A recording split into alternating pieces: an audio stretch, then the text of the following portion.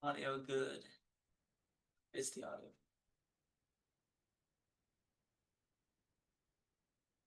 Is the hold on. Is the audio good? Say the audio go. Stop.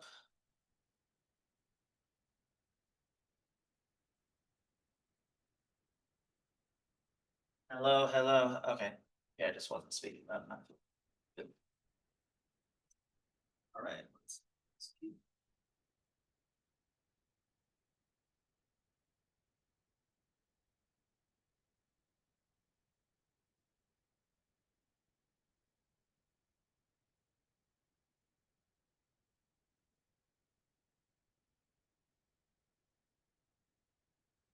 All right, and we are back on different for differential equations. So we just went through um looking at homogeneous linear differential equations with constant coefficients. So today what we're going to look at is actually it's homogeneous linear differential equations.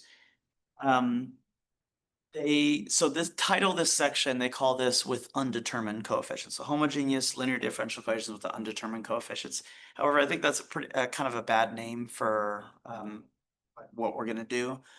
So what actually what I want to do is let me put up a type of problem we're gonna work on today, and we'll just kind of talk about the difference because the difference is actually small. So everything that we did in the last called lecture is you'll see we're going to do that plus we're going to do some more. So everything we did in the last lecture is going to come into play for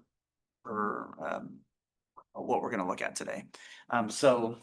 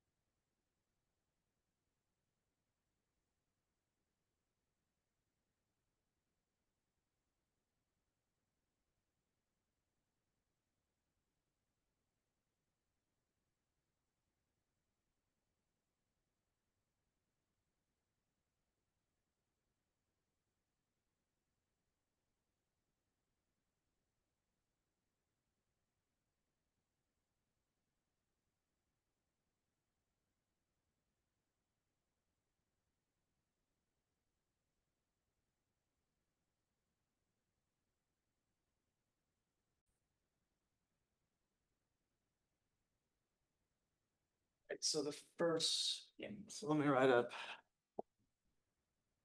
the type of problem we're going to look at today. So this is section 4.4, by the way. And let me write up 5 here.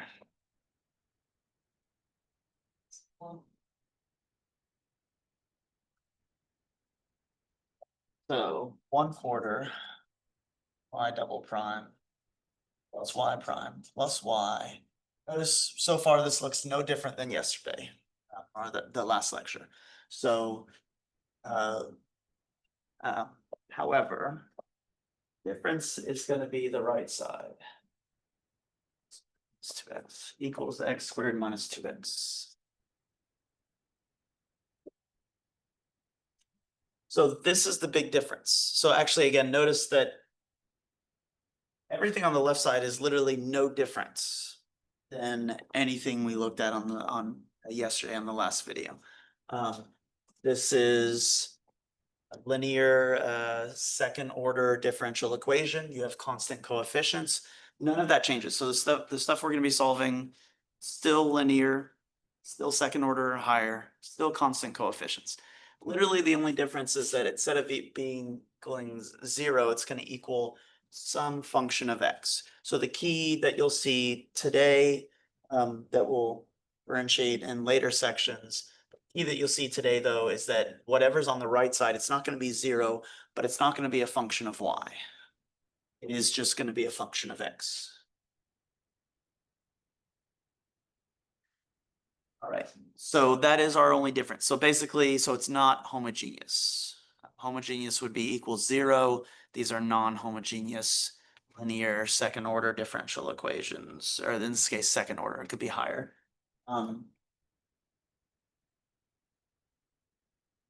So just that one difference. And so the question is, what is that difference? Uh, what does that difference do for us? What does that difference make in terms of the problem solving? So the interesting part of this is that, let's see, what's the order I want to do this in? Second.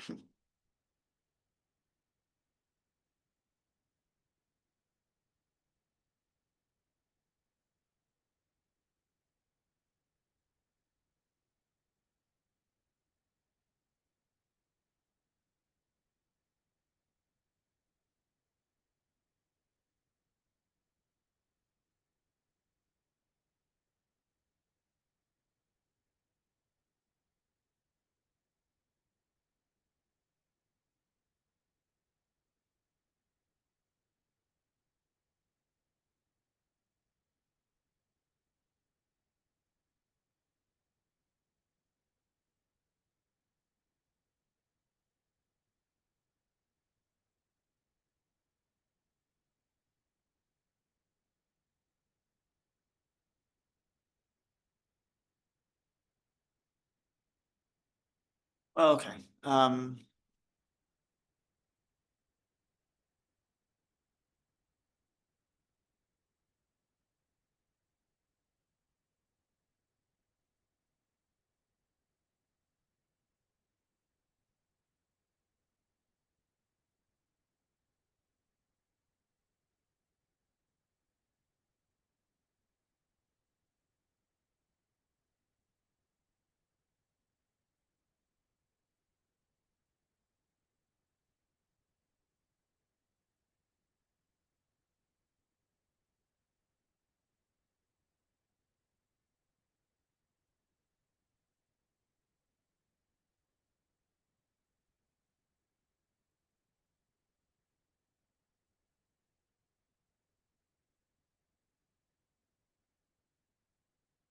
So I think kind of we'll go through this problem.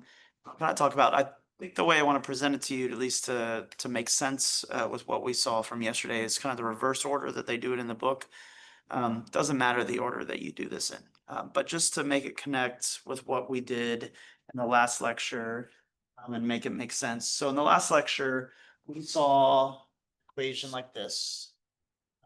Yeah, second order higher, linear, constant coefficients, and it equaled zero. And so we talked about to get that to equal zero, we kind of started thinking, okay, what types of functions would I need so that my derivative basically ends up being, my derivatives end up being like terms and things cancel out. Um, so we figured out that e to the x is kind of our own, our only type of function where when you take derivatives, you just keep getting the same thing or the same type of function. You keep getting like terms that you can then add and subtract together and cancel out. Now what we want to think about on this is what type of function would I start with so that when I take derivatives of these and start combining them with the original function, I would get, in this case, a polynomial. So the key here is to focus on what type of function we have on the right side. So in some sense, we want to think through, you want to start by thinking through the same kind of critical thinking that we did on the last lecture. What type of function would I need so that after taking derivatives and combining it, in this case with the original function, I would get basically a second degree polynomial. What do you guys think? So hopefully it occurs to you that, or at least makes sense, that if I start with a second, so if I assume that my solution call it, if I assume that my solution is what do you call it, a quadratic polynomial, is a second degree polynomial, then when I take the derivatives of that, I am gonna get lesser polynomials, but nonetheless, when I combine those, with that original function, I should still end up with a second degree polynomial. So like if I start with something like 5x² plus 3x or whatever, when I'm taking the derivatives of those, so this is not the solution, but just for us to just think through some of the logic behind this. So if I start with something like 5x² plus 3x, and I start taking maybe the derivative of that. Derivative of that is gonna be 10x plus 3, and then the second derivative would be 10.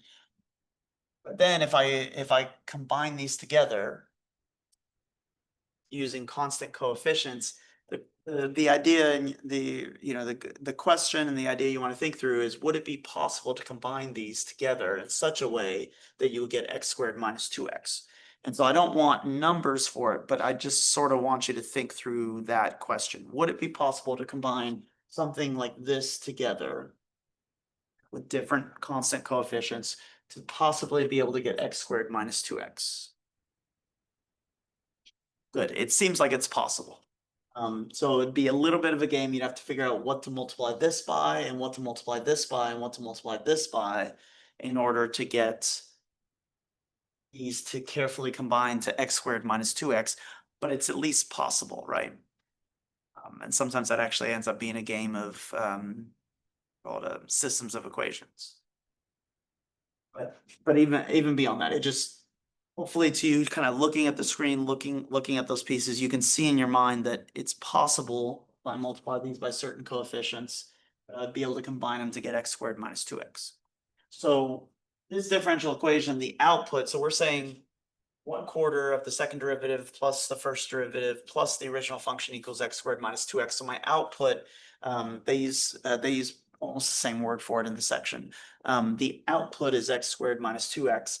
So the logic is then my input, my original function, original solution should be same type of function. Because then I can possibly combine the parts together to get now not 0, but this output, this particular combination, that output function that we're looking at.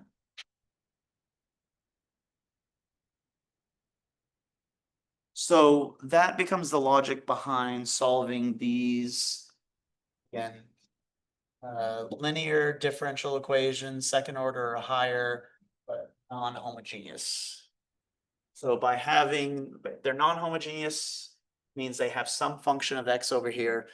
Want to think of this as sort of your output function. So my input function should mirror it. It should be the same type of function. But then when I combine the input function with its derivatives, I should be able to pick my coefficients in such a way that I can get this output function. So hopefully that kind of connects for you. So that's what we're gonna do here. That's how we're gonna start. There is a second part to this. So I'm gonna call this part 1, and there's a second part to this, but the second part to it, so like I said, in the book, they do the second part first, but I really, there's a really clever and cool concept and connection for why they do the second part to this. And I really want you guys to get that. So basically I want to do, let's do first part. Then let's talk about sort of the second part to this solution. So, but so essentially, just like we did yesterday, all of this equaled 0, and we knew e to the x was the only type of function that would get us there, that would make it equal to 0, right? So today we're saying output function in this case is a polynomial, second degree polynomial. So I'm gonna guess, so beyond that, honestly, like our overall strategy and procedure for this problem is the same as yesterday, actually. I'm gonna guess the original function is same type function as the output function. We're gonna form our derivatives and then plug those things in and kind of work from there. So let's see this play out. So I'm gonna start by guessing my output function is second degree polynomial is a quadratic. I'm gonna guess that my input function is a quadratic. I'm gonna guess that my input function is sum ax squared plus bx plus c. So here I made it 5 and 3 and 0 just just to get you to think through the possibilities here. But and when I'm guessing my input function or I'm guessing my solution, I have to keep it general. We don't know yet basically what A, B, and C are. So I'm gonna guess that my function is that. But just like I did here, and just like we did yesterday, once you have your input function, your guess at the solution, your guess at the input function, then just like we did yesterday, just like we did here, you can take the first derivative, you can take the second derivative, and then we can plug those things into this equation. Let's start there. So I need you to figure out the first derivative then of this function. Let's guess at the solution. And I need you to also figure out the second derivative. So I'm going to pause on my side. Go ahead and pause on your side. Figure out those derivatives really quick.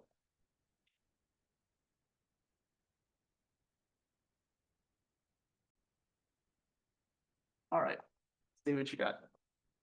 So for the first derivative here, I'm seeing is that would be 2ax plus b. And for the second derivative, that then would just be 2a. 2 times a, x goes down to first power. Same thing here, 1 times b, x goes away.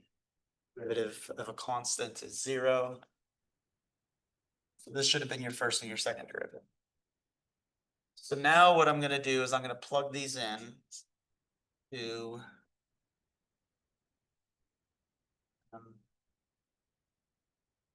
I'm going to plug these in to my differential equation.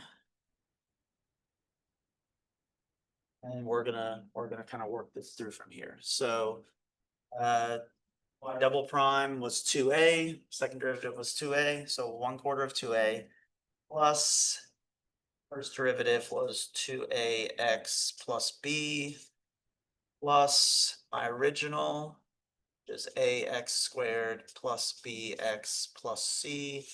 It's now all equals x squared minus 2x.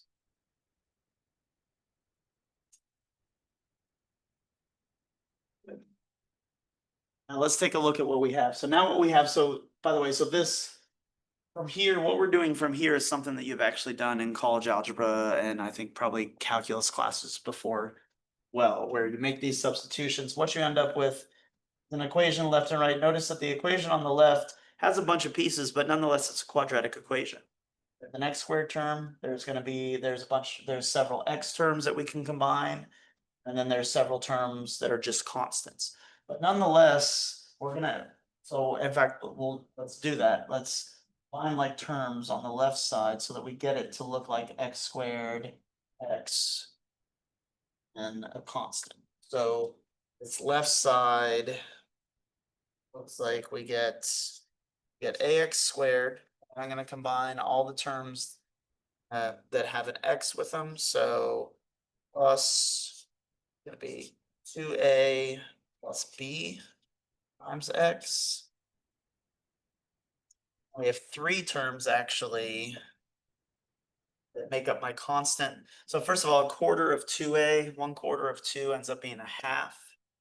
That's a half a plus b plus c. 1/2 a plus b plus c.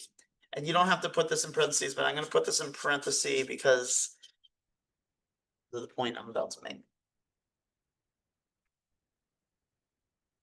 So now we have quadratic on the left, we have quadratic on the right, and they're equal to each other, which means now notice that I can start making equations with my coefficients. So the right side says x squared minus 2x. So my goal was to get 1x squared minus 2x plus 0. So that's going to be then my goal on the right side, on the left side. The left side, whatever's in front of x squared needs to be a 1. Whatever's in front of x needs to be a -2, or it has to equal -2. And whatever is back here has to equal 0. We end up with 3. You don't even have to worry, as I'm gonna say, you end up with 3 equations, but the thing here is you're not always gonna have 3 equations. But the point here is you're gonna end up being able to say, it's like what we're trying to say is the coefficients have to match because this is equal. So we can match the coefficients with each other. So A has to equal 1. Notice that tells me automatically what A is. So that's very nice. I'll hold on to that. 2A plus B has to equal -2. 2A plus B has to equal -2. And also 1/2 A plus B plus C, so 1/2 A plus B plus C, all of that has to equal 0 because we don't have a constant on the right side. So you're gonna end up with these, in this case, 3 equations. And from there, notice that, so again, we have 3 unknowns, A, B, and C. So going back to a little bit what I was reminding y'all in the last lecture. So we have 3 unknowns, A, B, and C. We have 3 equations, which means we should be able to solve for all 3 of those. So that'll be the end of our, kind of not just the end of our solving here, but that'll get us, sorry. This will be enough to figure out A, B, and C.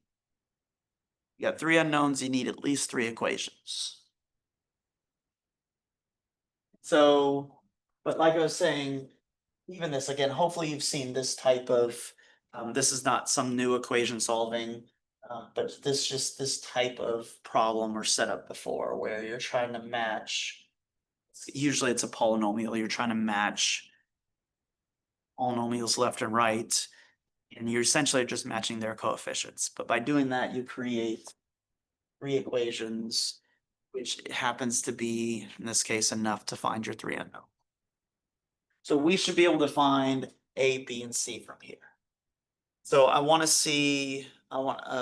give you a chance to do that. So now we have these 3 equations. A equals 1, 2A plus B equals -2, 1/2 A plus B plus C equals 0. And you should be able to go use all these to find A, B, and C. So pause on your side, I'll pause on my side, and let's see if you can figure it out.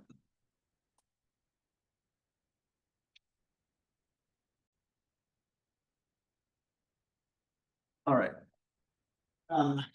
Just as a general note, I mean, we'll see that in some of the problems today. Sometimes this is going to require us to do, stick a couple of these equations together and do some, what do you call it, solving systems of equations.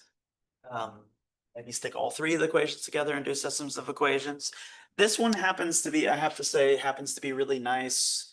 I say really nice because if you notice, we already know A equals 1. And if I know A equals 1, what I see is the next equation has an A and a B, which means I could plug the A in and go find B. And then once I have those 2, the next equation happens to have all 3 of them, so I can plug A and B in, find C. So on this one, it happens, I call this kind of so I have my own words for some of these solving methodologies or procedures.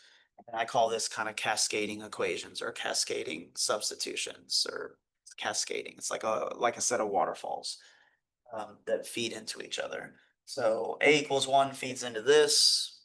So I'm going to put it in there, solve, and then I'll have A and B. So that waterfall now feeds into this one, and I'll get C. So easy enough here. So not even gonna. So you plug in A equals 1 here. I guess.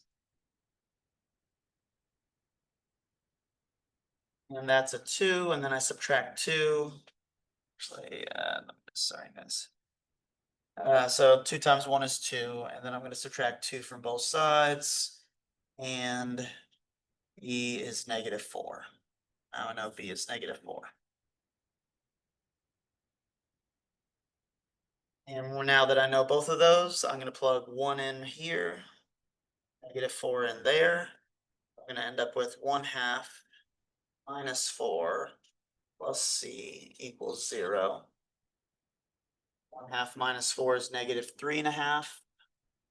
Add that to the right side. So what I end up with out of this is c is 3.5, which is 7/2. Notice that I now know A, B, and C, which means I can plug them back into my, again, my guess, my assumed solution to begin with. And I'm going to add a subscript here, and I'll tell you as we go, I'll tell you why I add the subscript or kind of what that means as we go through the problem. But what I'm saying is, so my solution should be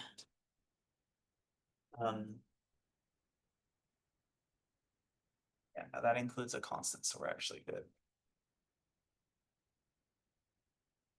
My solution then should be x squared. My a is 1, my b is -4, that's 4x plus 7/2. There we go.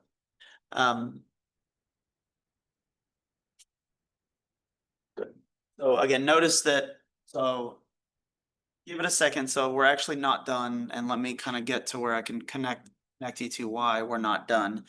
But still, at least for this first part, um, the overall play, the overall kind of strategy and thinking through it is the same as yesterday. It's now, instead of 0, you're looking at this output function, and basically your output function then is your guess. The general version of that function is the guess, your input function or your solution here. So then from there, the same play. Make your y prime, make your y double prime, plug things in, and algebra will show you what that a, b, and c, what those coefficients have to be. Now I keep saying that we're not done yet, that this is not all of it. And so to connect you to why this is not all of it. So yesterday we looked at an equation like this, but it equaled 0. And we would find a solution there. So yesterday we found solutions. We'd find solutions for something like the following: 1/4. So basically I'm gonna write the same differential equation there that we started with. But I'm gonna write a 0 there instead of x squared minus 2x. So I'm gonna make this homogeneous. We'd find a solution for this. And again, yesterday, what we noted for something like this is that the only type of function that would produce 0 when you're combining like terms is an exponential function. So we'd make our guess an exponential function and work our solutions from there. Now, here's the fun, freaky thing. So let's say I go ahead and solve this equation, homogeneous version of the equation. Whatever solution I get from that equation, when I plug it into the left side, it gives me 0, right? So that's the point of kind of the equations we solved yesterday, was you would end up with a general solution that you plugged, when you plugged that general solution back into this equation, the whole point was basically, again, 1/4 second derivative plus the first derivative plus the original function equals 0. So crazy thing I want you to think about is, what if we took this solution we just got for 5, we added one of the solutions, the general solution that we would have got yesterday if it equals 0.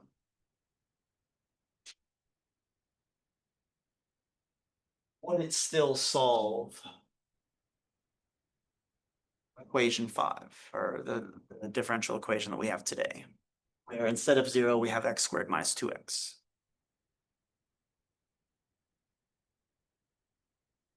So one way to kind of think about that question I'm asking, or just kind of to help us think through that, I wanted a visual way to kind of present this next idea.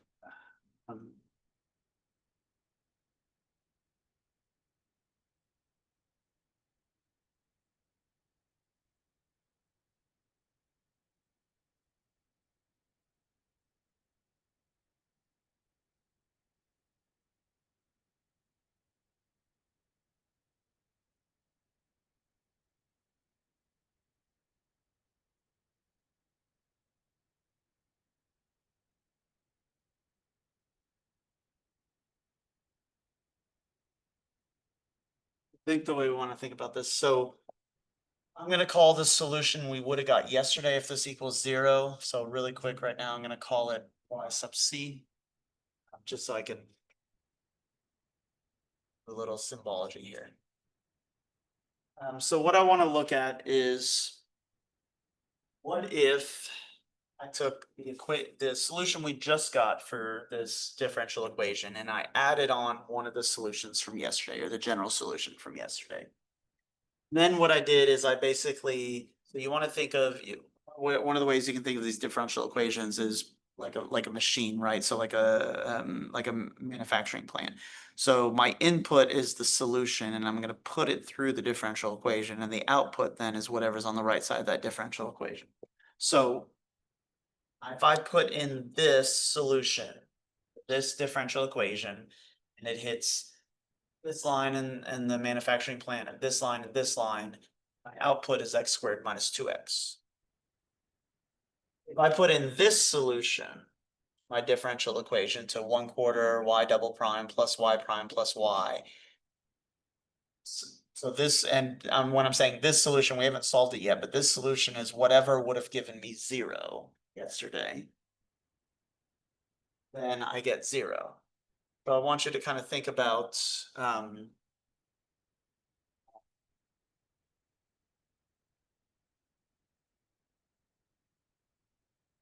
let's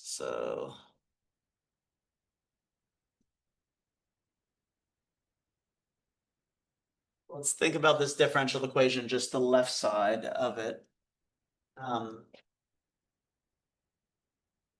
If I put in this particular solution that I found today for this differential equation, what do I get out of it? According to my differential equation today, if I put in this solution, I get out x squared minus 2x. And again, we're about to do this, but yesterday I would have solved this and I got a general solution. If I put the general solution to this differential equation, that same differential equation, what do I get out of it? I get 0 out of it.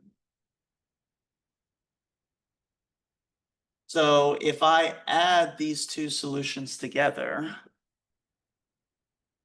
and put that into this differential equation, what am I going to get out of the differential equation?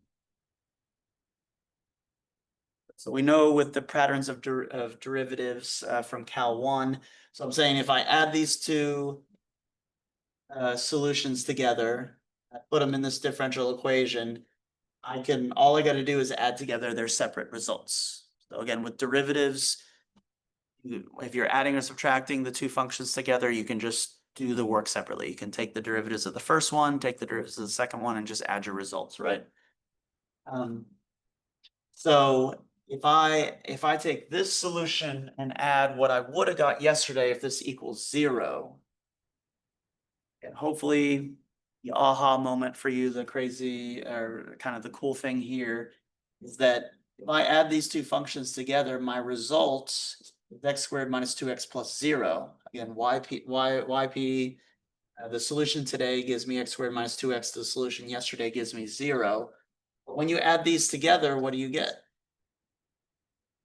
You get x squared minus 2x, which is still the right side of my equation today. So the solution we got today, if you add the general solution we would have got yesterday and put it through my differential equation, put it through that manufacturing plant, you're still going to get x squared minus 2x out of it. Actually not going to get 0. You're still going to get x squared minus 2x out of it, because the one today gives you x squared minus 2x. The one yesterday gives you 0, but x squared minus 2x plus 0 is still x squared minus 2x. So the solution that we just got is one solution, but is not the most general solution. What we're saying is, the solution we got today is a solution, but it is not the general solution of this differential equation, because basically we can add on the solution we would have got yesterday for the homogeneous equation. And that total solution, put it through the differential equation, still gives you x squared minus 2x. So that's the huge, I would say honestly, the huge connection today. There's two huge things today. First thing is that to solve a non-homogeneous differential equation, you're gonna have to do this first part where you assume the input is like the output, and you figure out what that particular, so they call this what that particular solution is. But we also need to add on to this the solution we would have got yesterday if the differential equation says equals 0, if it's homogeneous instead of non-homogeneous. Because exactly whatever that solution was yesterday, you put it through the differential equation, you get 0, so you can always add that on, the x squared minus 2x, and it's still x squared minus 2x. So what we're gonna have to do to get the full solution of 5, we're now gonna have to go back and solve this homogeneous differential equation, the last lecture from yesterday. Doing everything we did yesterday and get that general solution.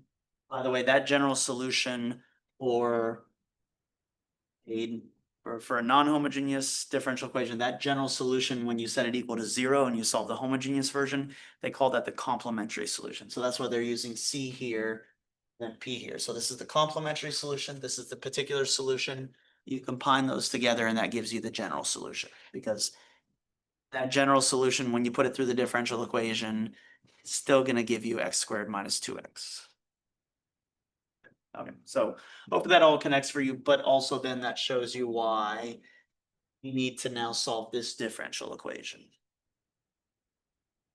To solve this differential equation, like we did yesterday, you're gonna start by assuming y equals c e to the mx.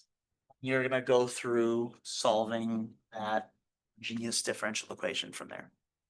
And since we did it yesterday, and I want you guys to practice this even more, you lucky contestant get to work this all the way through. So since you guys kind of already did it and you know how to do it, pause on your side, I'll pause on my side. Go ahead and solve this all the way through, and we'll come back and check you're getting the right answer and put these two together to give us our general solution.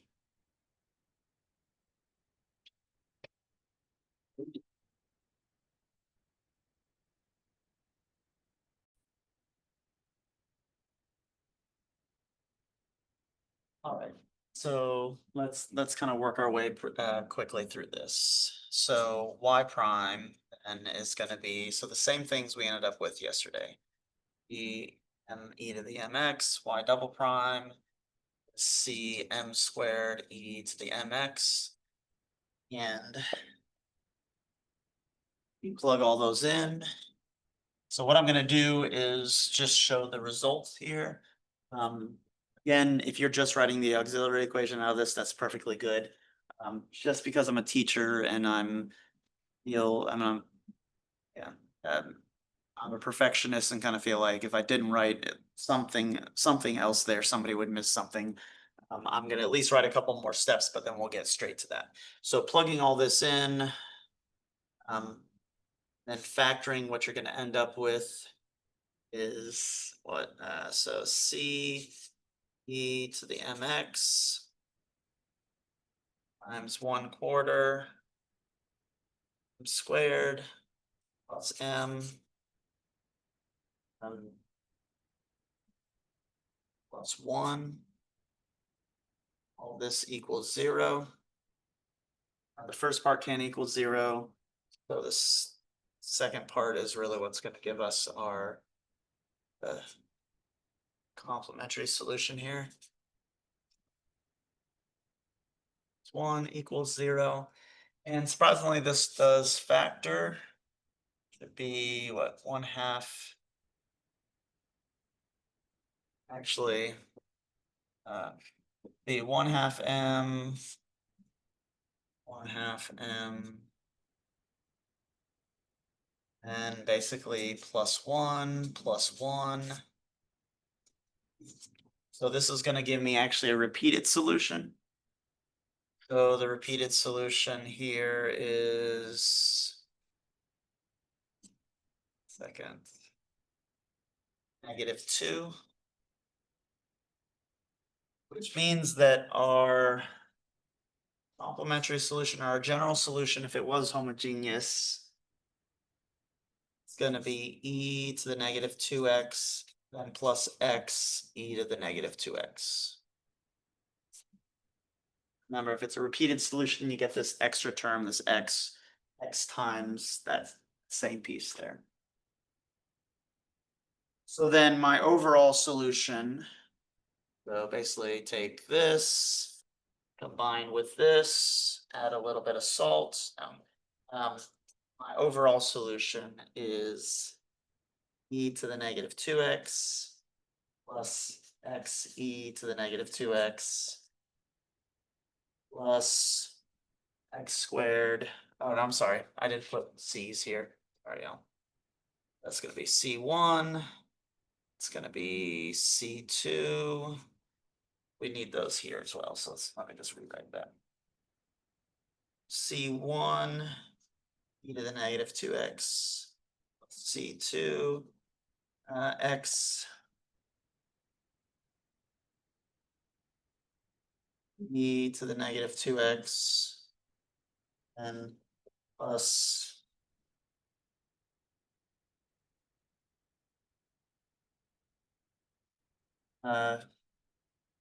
x squared minus 4x plus 7/2. This is the general solution to this non-homogeneous linear differential equation. So again, point is this part of the general solution, when you put it through the differential equation, gives you 0. This part gives you x squared minus 2x. So overall, any version of this solution, basically plugging in any coefficients here, when you plug it into the differential equation, is going to give you 0 plus x squared minus 2x, which is x squared minus 2x, which is the output, which is what this differential equation is giving us. So 0 x squared minus 2x, 0 plus x squared minus 2x equals x squared minus 2x. And so all of our problems today then are going to work exactly the same way. So the first thing, I actually think this is the better order to do it in, but you could do it in either order. But the first thing is you're going to look at your outputs and solve for basically a general version of that solution. So you're going to assume that the particular solution or the particular part of this, you're going to assume that it is the general version of whatever type of polynomial you have here and work that solution through. And then you're going to resolve this. You're going to resolve the homogeneous version so that, then you're going to go back and just write the same differential equation but equals 0 and solve the homogeneous version. Then slap those two parts together and you have your general solution. Actually, again, all of the problems in this section work exactly the same way. So I think what I want to do is I want to do a couple examples just to look at just to play with different types of outputs. So different types of functions for your output there. So that's really every problem runs exactly the same way in this section. And you're going to have problems with initial values. We'll talk about initial values, and they have these others that are called boundary values, which I've already talked about. I just didn't use that term, but it's the same as an initial value problem. So we'll do the general ones and we'll do some initial value ones. But the only difference basically is going to be what type of function we have here. The process still works exactly the same. The algebra is just slightly different, basically. That's literally the only difference. So I'll pause it real quick. I need to go to the bathroom, and then I'll come back and go on the other problems.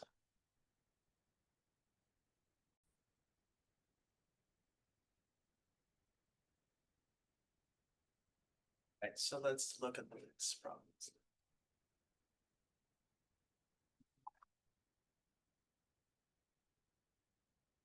So like I said, so honestly, I'm just gonna keep retreading really the same form. So the next one is problem 8.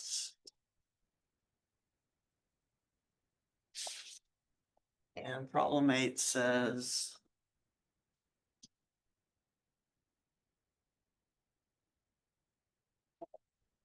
So. 8 says 4y double prime minus 4y prime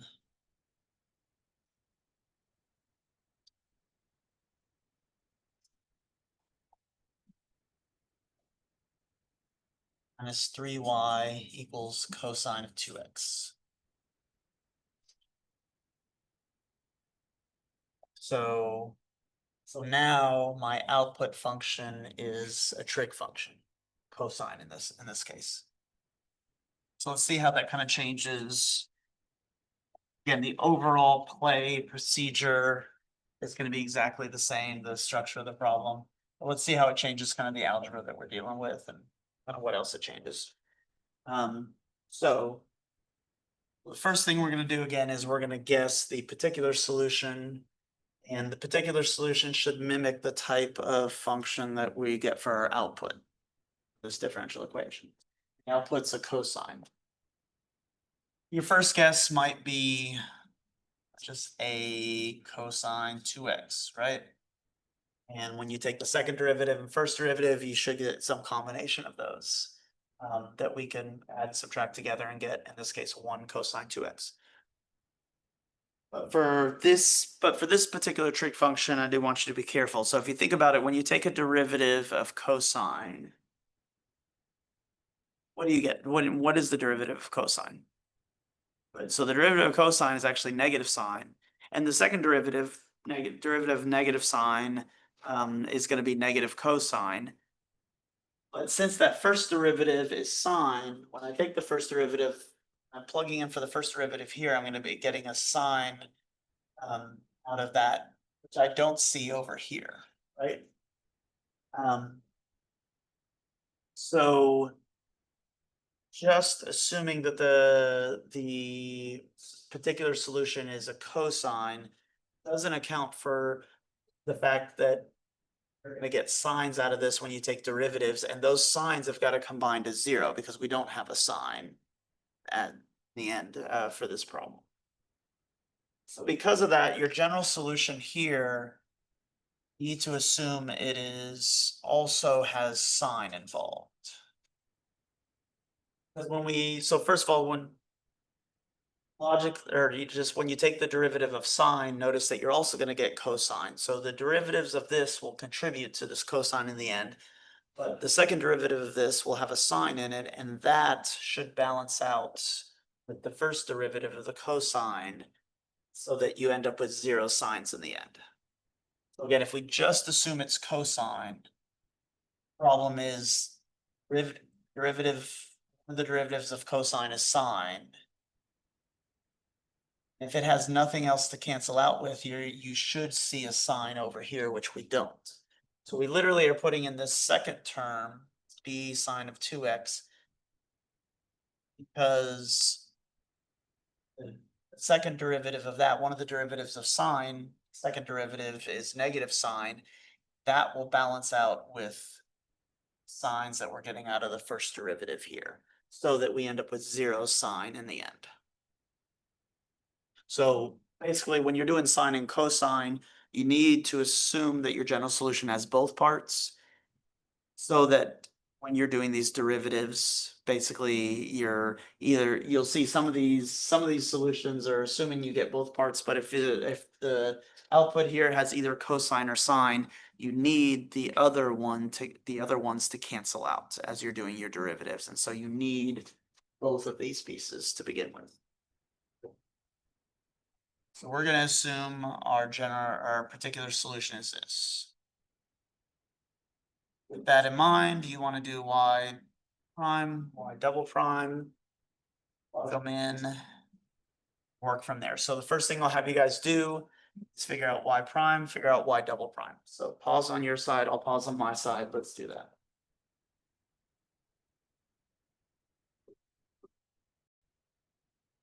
All right, let's see what you guys are getting. So the first derivative here. We talked about the derivative of cosine is negative sine, and also you're gonna have to, there's a little bit of chain rule here, you're gonna have to multiply by 2. So this is gonna be negative 2a sine of 2x. And the derivative of sine is cosine, so this will be plus 2b cosine of 2x. Then starting with this and taking the second derivative of sine is cosine, so I'm gonna multiply by 2. It's gonna come out, so I'll end up with negative 4a cosine of 2x.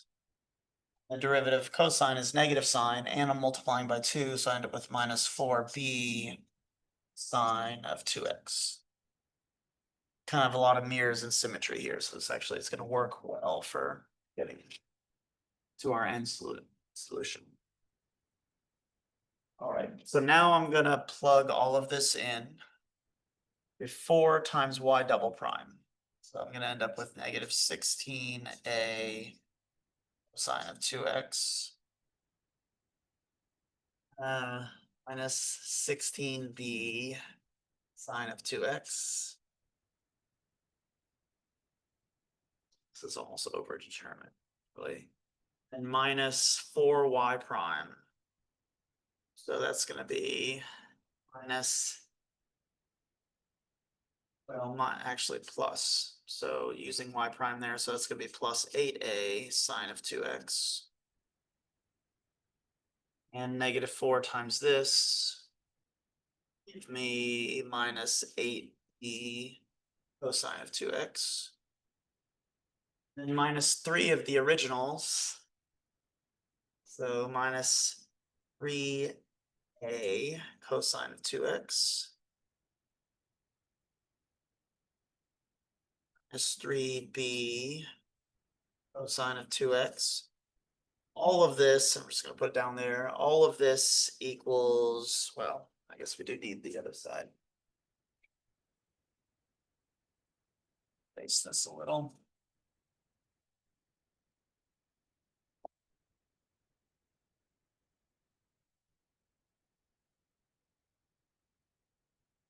All of this equals just plain cosine of 2x. So 1 cosine of 2x. We end up with, and let me make sure I got this is right.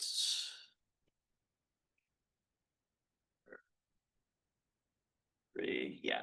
So we end up with a bunch of pieces over here, but again, like on the last problem, there is a bunch of like terms there for you to combine.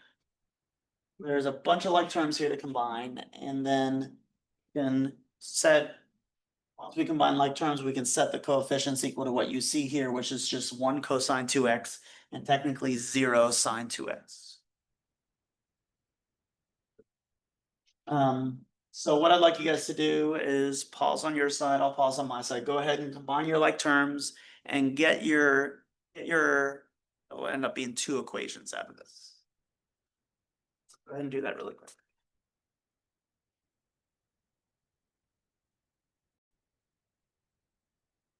All right. So what I see on the left here, so I want to combine all my cosines. So I got negative 16a. I've got negative 8b.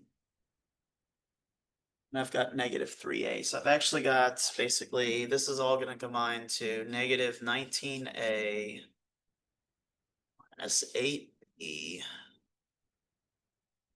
cosine 2x.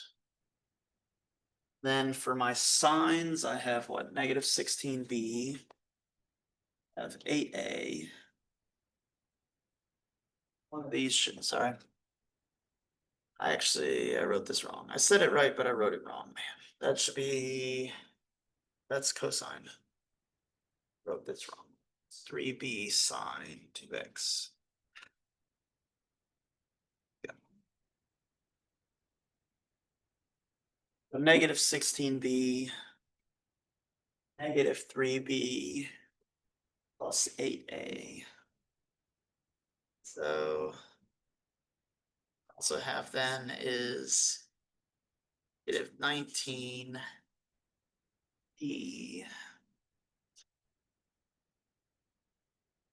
plus 8a sine of 2x. This all equals cosine of 2x. No sine of 2x. So what that means is, again, you're gonna end up with two equations out of this, kind of two coefficients that you're setting equal. So the first equation is negative 19a minus 8b. That has to equal 1. Second equation is, and I'll put this as 8a minus 19b, and that has to equal 0.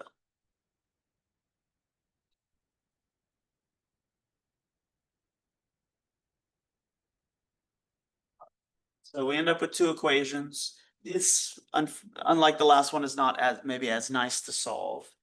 But nonetheless, it is a system of equations. It is two variables, two equations. You can solve this. It's ugly. So that's your next job then. This is just some good old college algebra, system of equations. See if you can solve this. Go ahead and pause on your side. I'll pause on my side.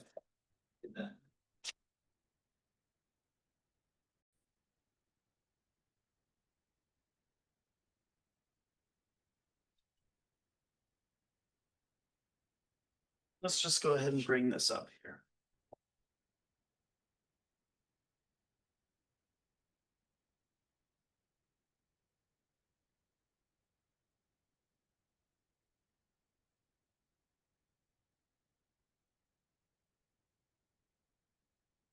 So there isn't a, so the way I'm gonna solve this, I always do this basically by elimination.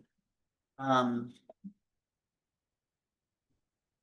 um, and there isn't any clever numbers to make this A match that A and that, you match that, B, except for really just kind of multiplying them by their opposites. So I'm gonna multiply top equation by 8, bottom equation by 19.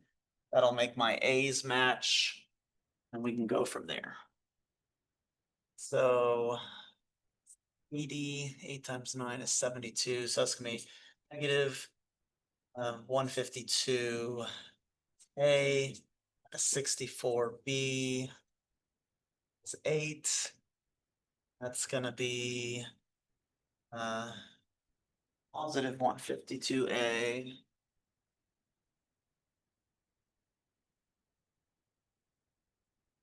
And 19 times 19.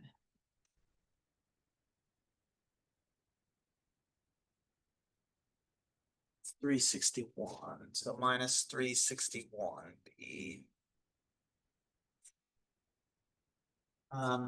Still equals 0. It's fun. So that ends up being really interesting. I want to make sure also that I didn't mess up my numbers here. It's not that, so definitely since we're at differential equations, you're gonna end up with some crazy numbers. There's no way, the universe is too complex for stuff like this to always come out nicely, but still, it's a thing. If I did something wrong. Negative, positive.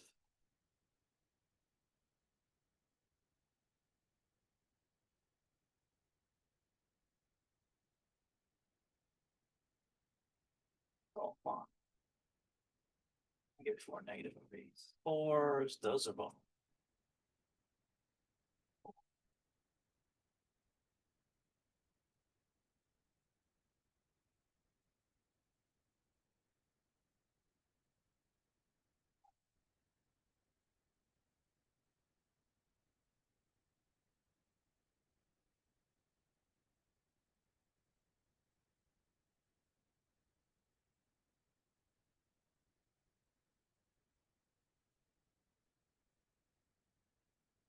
I think that's probably all right.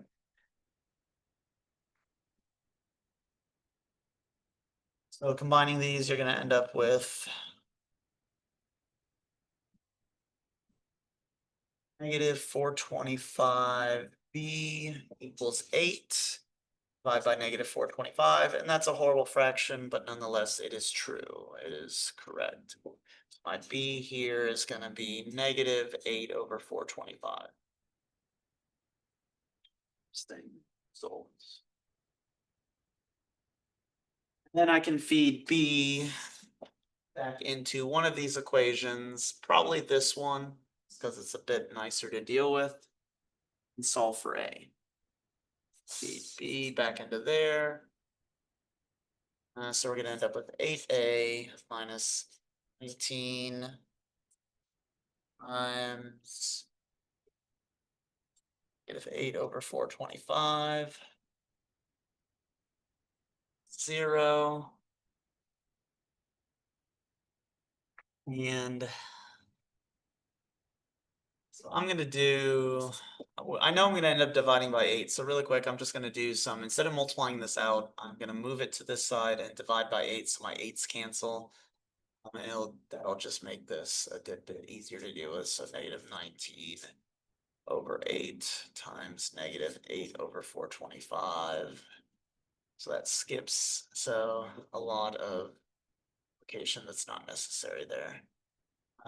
So this is actually a positive though. So this will be a equals 19/425. And I can go fill those in, A and B, and that is my particular solution. So my particular solution here is 19/425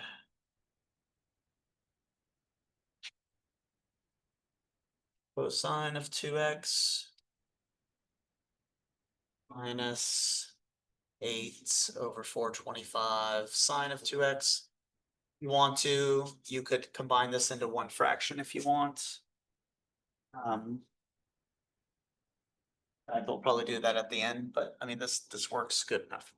So again, the interesting thing is, even though my output function was cosine of 2x, I needed a little bit of this sine 2x there, so that after all the derivatives and all the coefficients, all the pieces worked out for the sine of 2x to cancel out. All right, so we've done all that. Wipe the sweat off your brow. We still need to solve the corresponding homogeneous equation, because any solution of that, you put it through the differential equation, gives you 0. 0 plus cosine of 2x is still cosine of 2x. We now need to go and solve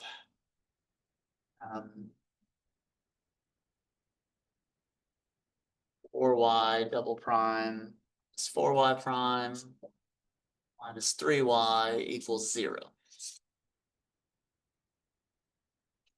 I think actually part of the reason I picked this problem is I think we actually solved something similar to this, either exactly this or just with different signs on the last lecture.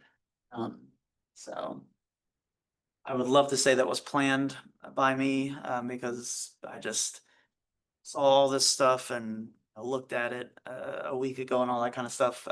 It wasn't, but it's a nice little happy accident. So, as Bob Ross used to say, happy accidents. We need to solve this as well. This again, you guys are well versed in solving these homogeneous versions of these equations. So actually, I just want to have you pause on your side, I'll pause on my side, and just have you run straight through this.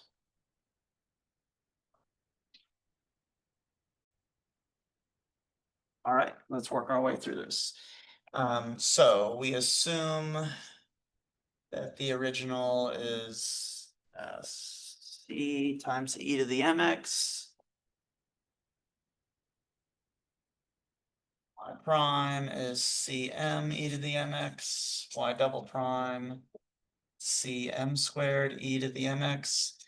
Plug those in, and what we're going to end up with is c e to the mx times basically 4m squared minus 4m is 3 equals 0. Let's just go ahead and set that part equal to 0 and solve. So 4m squared minus 4m minus 3 equals 0. You factor that. I think this does factor. That's going to be 2m. It's going to be 2m It's gonna be -3. It's gonna be +1. Yeah, we did solve this exact one yesterday. That's nice. So this is m equals -1/2. This is m equals 3/2. So my general solution for this part, the complementary solution for overall, is C1 e to the -1/2 x plus C2 e to the 3/2 x.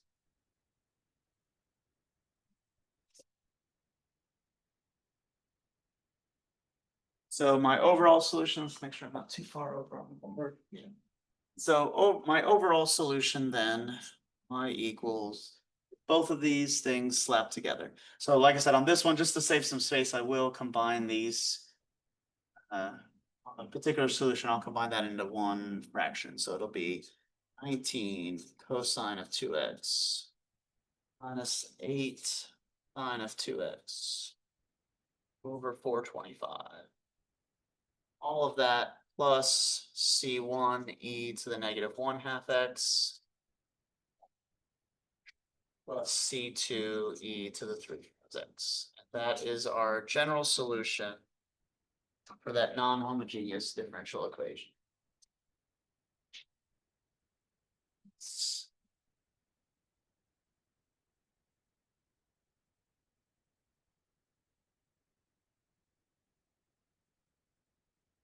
And yes, that is a lot for one problem. That just kind of is what it is. Again, like I said, they're just things are necessarily complex in the universe. The universe is not always simple. Um, so, but at the least, there's, like I said, there's a definite the approach and the process is the same every time. Little different algebra um, each time, but the approach and process is the same every time. So at the least, it's long, but you know how you know your signposts, you know your steps, you know, and your parts of the problem and how to get through them every time. Um,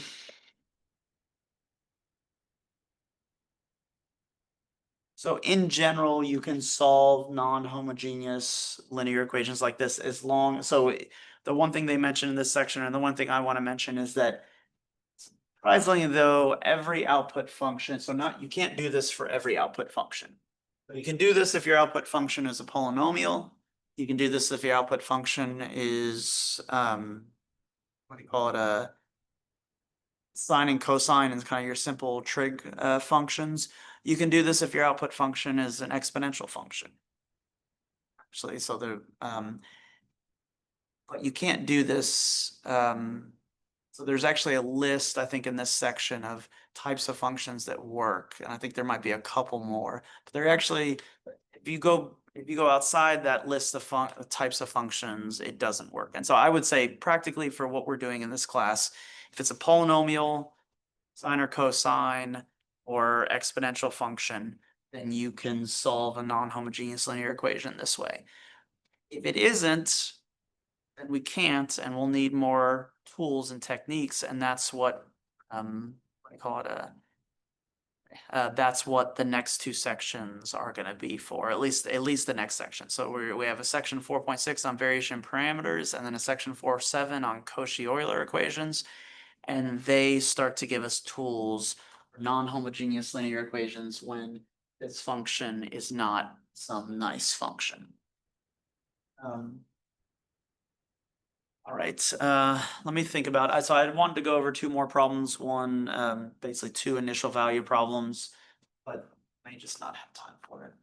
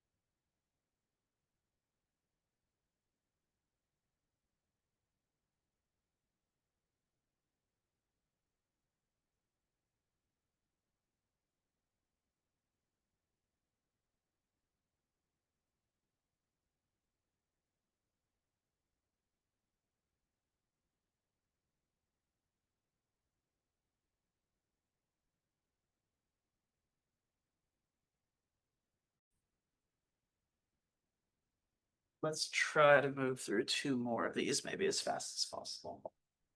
So the next one we're gonna look at, like I said, so want to look at a couple initial value problems. So there's 31, I believe it is.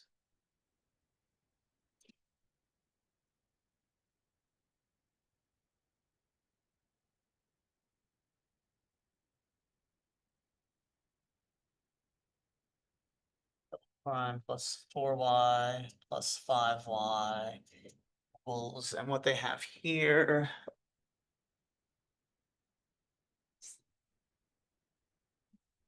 It's 35 e to the negative 4x. So now we're looking at a e function. Output there on the right side. That's what's making it homogeneous. Yes. And they give us. Sorry, I'll memorize this one. So I think what they're giving us here is y of 0 equals 3 and y prime of 0 equals 1, I believe. Let me make sure that works.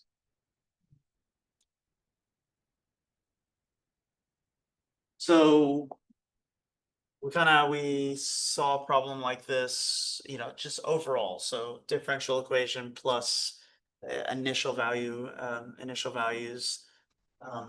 We saw a problem like this um, on the last lecture. So we're gonna go through and do all this, and then we got to tack on.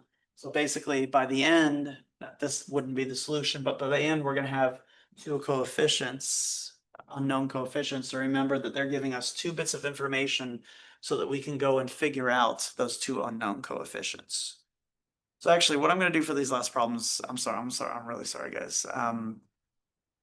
Is I'm gonna set you up for them, but I'm not gonna work all the way through them just because on my side, there's just not enough time, but also I think you guys can work through these problems now. Actually, no, I need to.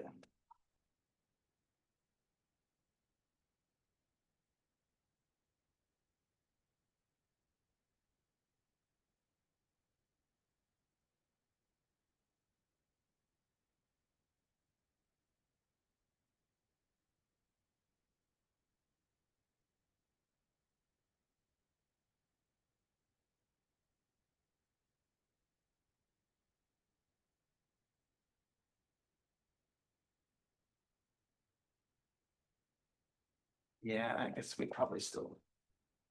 I do think that you guys honestly can work through this without having a problem like this, without having me see me do it on the board, because it is just this whole procedure plus the extra procedure of plugging in 0 for x for y on your end solution, and then taking the derivative and plugging in 0 for x and 1 for y. Then using those equations from that to figure out C1 and C2. So I honestly actually do think you guys can do that because it's just an extension of what you've already done here.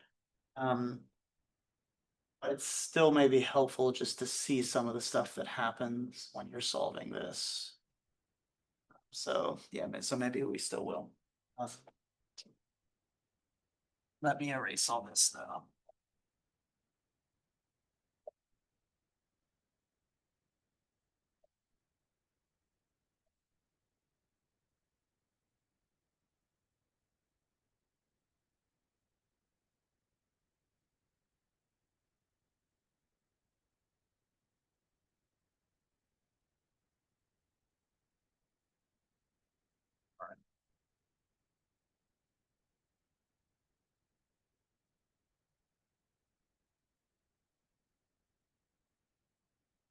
So let's start with our particular solution. Particular solution, then our output function is an e to the negative 4x. So our particular solution should look like that. It should look like an e to the negative 4x. So I'm gonna guess that my particular solution is a e to the negative 4x. Once I've made that guess, need to figure out y prime and y double prime, plug them in. Basically, now we only have one coefficient to solve for. So the algebra on this hopefully should be a bit easier this time around. So that's what I'd like you guys to do then, is go ahead and figure out y prime, y double prime, just work it all the way through, see if you can figure out what A is and what the particular solution is. So I'll pause on my side, you pause on your side.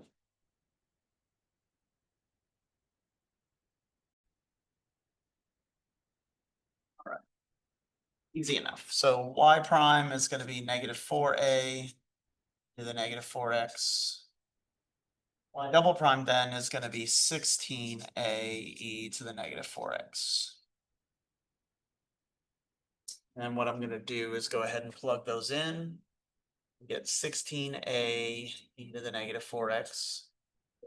4 times, sorry, that's y prime. 4 times y prime, so minus 16a e to the negative 4x. Then plus 5 times the original, so plus 5 a e to the negative 4x, and all of this equals 35 e to the negative 4x. Now, happily, so this is just nice, basically happens by pure nice accident. These actually happen to cancel each other out, and we just end up with 5a e to the negative 4x equals 35 e to the negative 4x, which tells me that a equals 7. 5 times 7 gives you 35.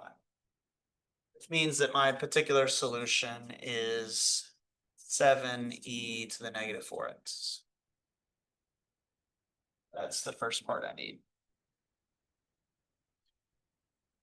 Now, the second part I need to solve the homogeneous version of this.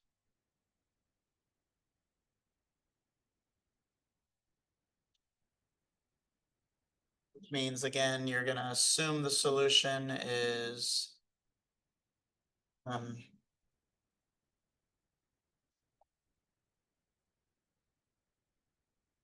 c e to the mx and go do your work from there.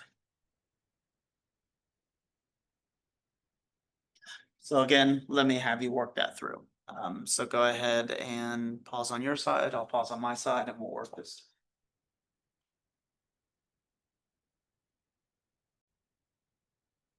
All right.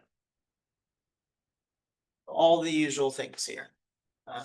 Y prime is cm e to the mx. Double prime is cm squared. The mx, you go plug that all in. What you end up with is c e to the mx times 4m squared plus 4m plus 5 equals 0. Just gonna go ahead and set that part equal to 0. So the kicker with this was there was no way to factor this. So what you had to do then is run this through the quadratic equation. M equals -4 plus or minus square root of 4 squared minus 4 times 4 times 5 all over 2 times 4 is 8. Guys, I missed something here. I was thinking of the last problem. So that's actually just m squared. M squared plus 4m plus 5. Sorry about that, y'all. This is still a -4. Changes, that is a 1. So that just makes it 2 on the bottom.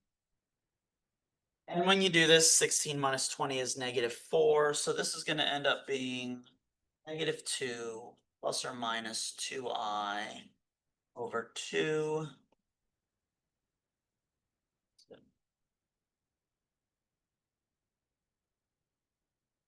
Sorry, -4.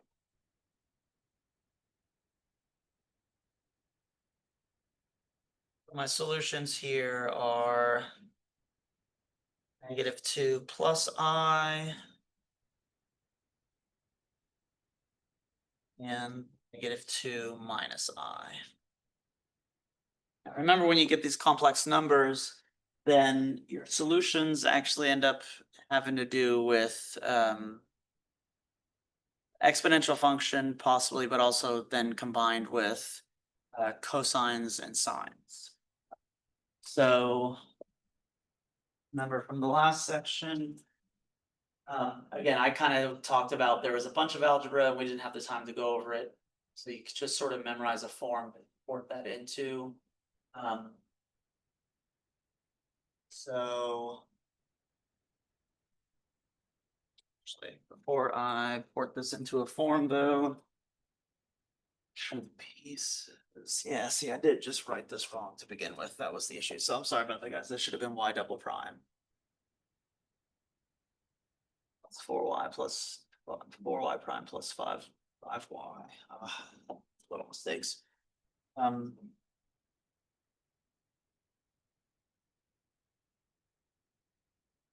Rest of this, so -4, negative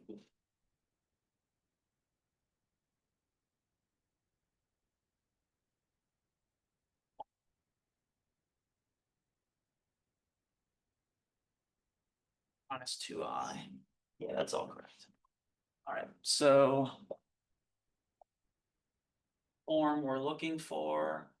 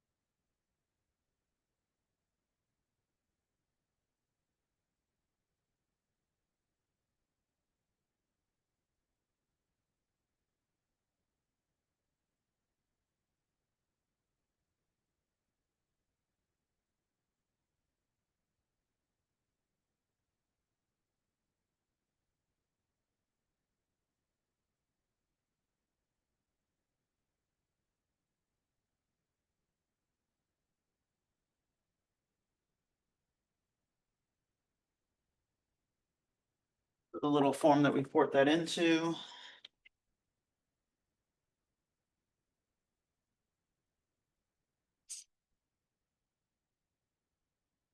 I have C. It's gonna be E to the something seems like something seems backwards about this. Maybe they wrote it.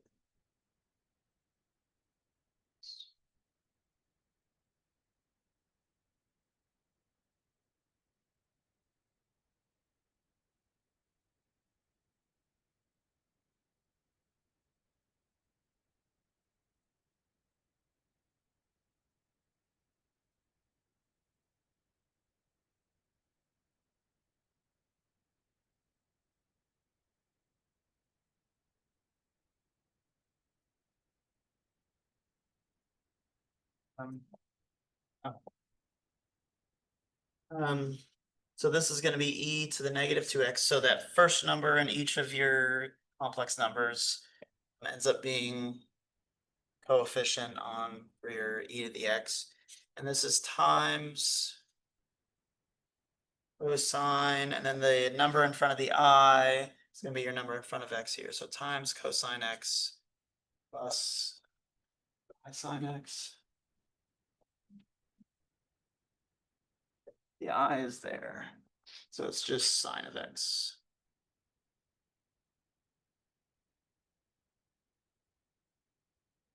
And each of these is gonna have a coefficient in front of them, sorry.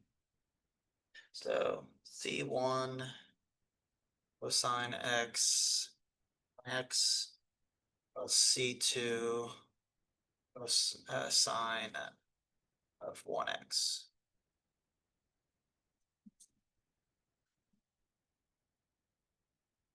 That is my general solution for the homogeneous. That's my complementary solution. So then you combine these together. Again, add a pinch of salt. So my general solution here is e to the negative 2x c1 cosine of x plus c2 cosine c2 sine of x.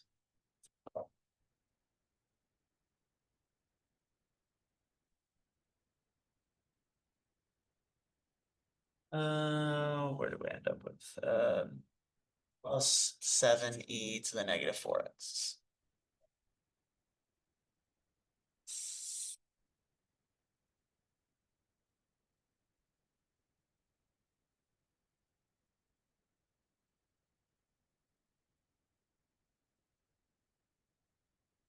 Thing I didn't like about this problem is just that, well, actually, this part was a bit shorter, just the algebra made it a bit shorter than our previous two examples.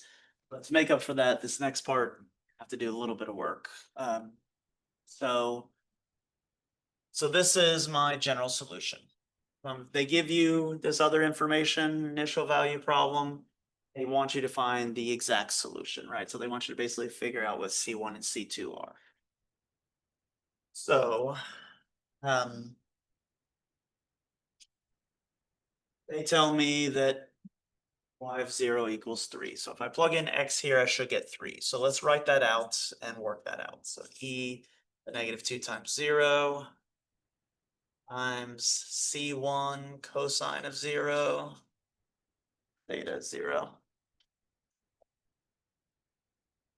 c2 sine of 0 plus 7e to the negative 4 times 0.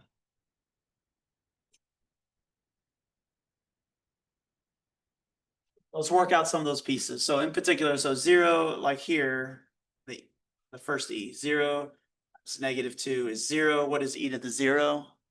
That's a 1. So that is all going to be 1 times whatever we get in parentheses. So we need to figure out what's in parentheses, but whatever's in parentheses then is really what you get out of this first part. And the second part, 0 times negative 4 is still 0. 0, e to the 0 is 1, and 1 times 7 is 7. So that second part's going to give us 7. Now we just need to figure out the first part. So let's look at this. So cosine of 0, what is that going to be? Cosine of 0 is 1. So that part is going to give me C1, but what is the sine of 0? Sine of 0 is 0, 0 times C2 is nada. So all of this first part just tells me that 1 times C1 or C1 plus 7 has to equal 3. Notice that means I can solve for C1. Let's go ahead and do that. Minus 7, minus 7. So C1 is negative 4.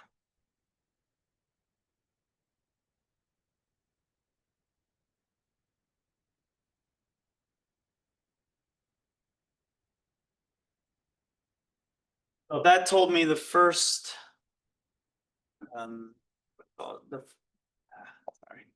that told me the first constant I didn't know. Then you would figure this second information tells you the second one. So the second information tells me y prime of 0 equals 1. So now what I'm gonna have to do is take this and I gotta figure out what y prime is. And then I can play the same game. Plug in 0 for x, 1 for y, and solve for C2.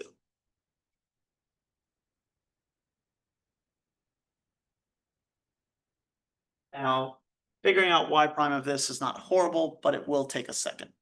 So that's actually, so what I'd like you guys to do though is it's something you guys can easily do. So you passed count 1. So I want you guys to figure out y prime and then plug in this second bit of information and see if you can figure out side 2. Side 2 is C2. Go ahead and pause.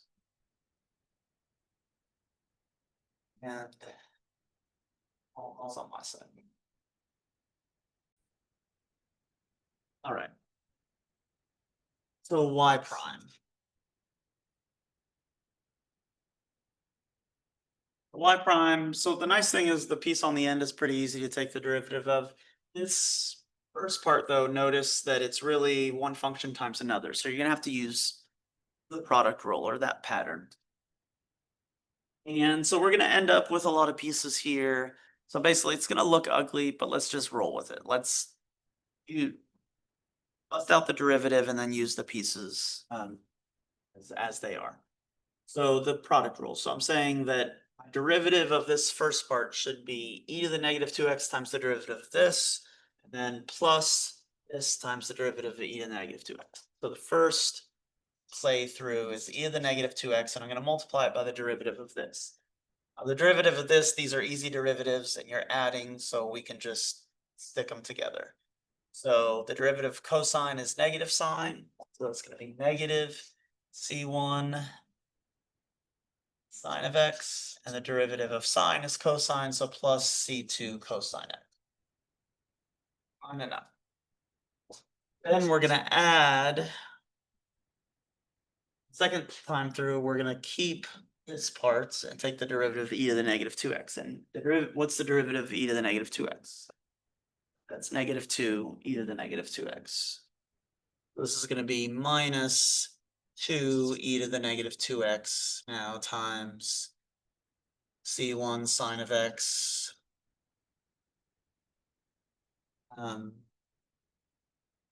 plus c2, sorry, no, c1 cosine x plus c2 sine x. And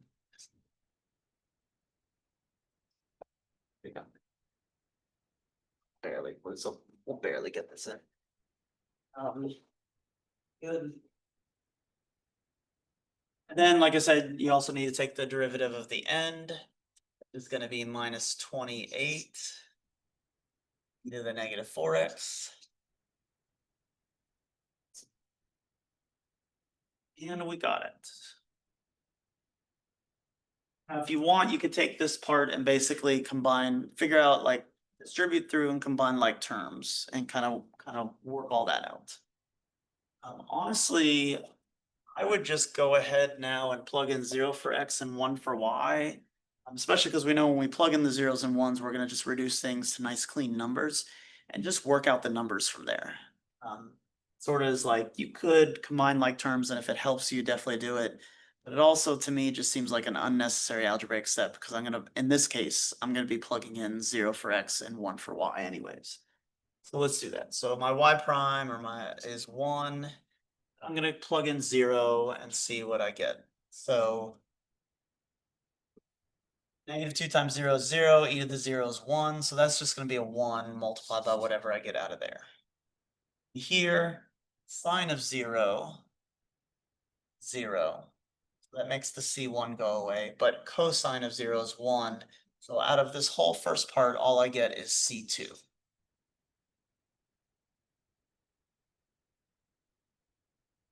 The second part, in 0 here, this all becomes a 1, but then it's multiplied by negative 2, so it's really minus 2 times whatever I get in here.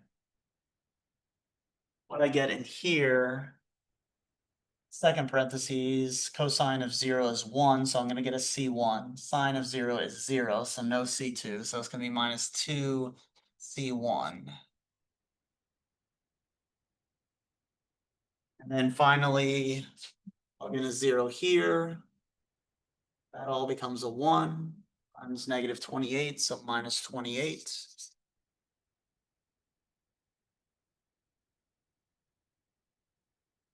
So now we have one equation with two variables. But I also know what C1 is from my previous work.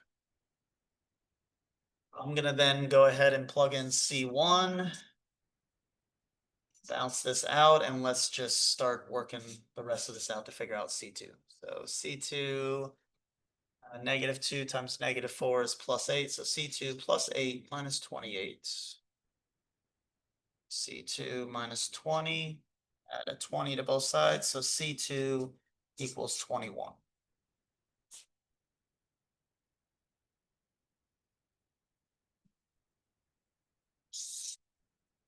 And there I have the constants I need to plug into here. So my exact solution is e to the negative 2x c1. So negative 4 times negative 4 cosine x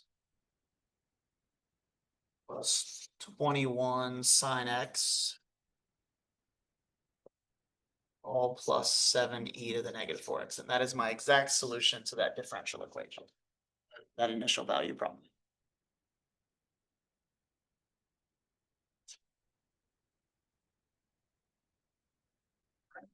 So again, just same overall procedure, just stopping on one extra bit.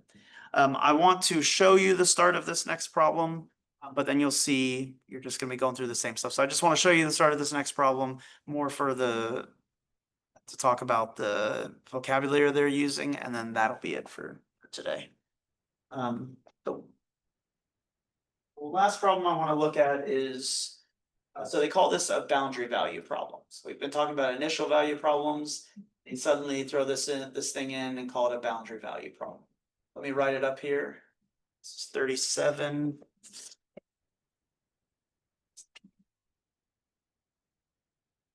And for 37,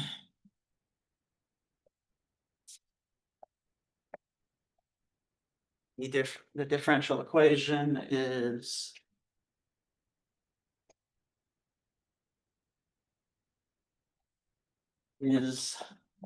y double prime plus y equals x squared plus 1. And then I want you to focus on the next thing I'm going to write up there, the next thing they give you. So it's y double prime plus y equals x squared plus 1. Then what they tell you is y of 0 equals 5, y of 1 equals 0. So then they tell you y of 0 equals 5, y of 1 equals 0. So really quick, I want you to tell me, look at this for a second and tell me what's the difference in the information they're providing you here versus the initial value problem that we just did.